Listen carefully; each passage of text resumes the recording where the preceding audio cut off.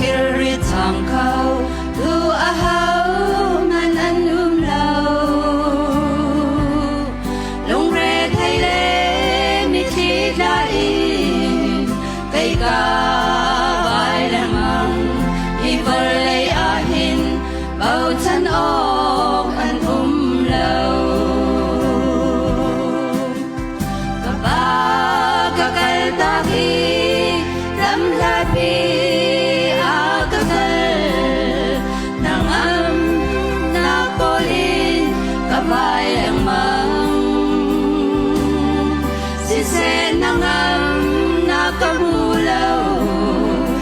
volei a kapanasin a kakirtan mo kapa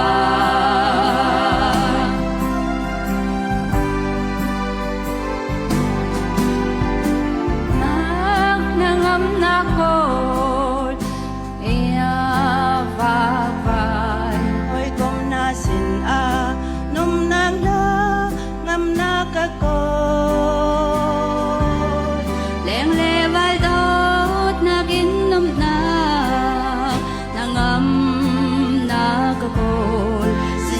volei a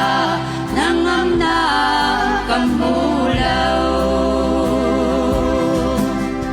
kaba kakal taki ram labi a kakal nangam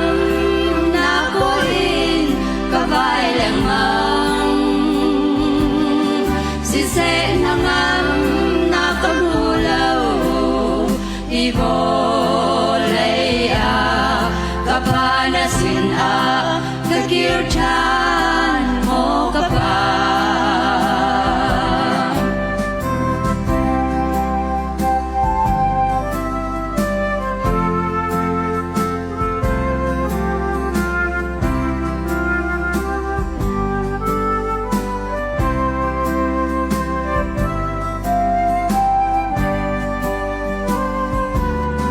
tole baka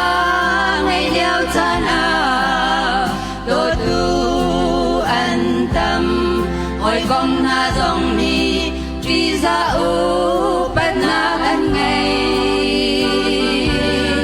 si se cho ba đi lu chun do tu ăn lâu har nak ton dòng a kom tu ding ăn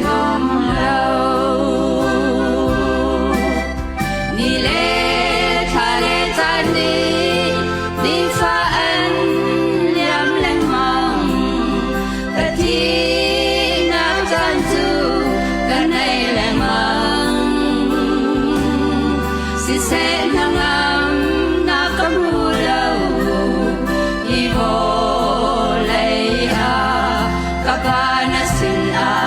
kakirtan o kapa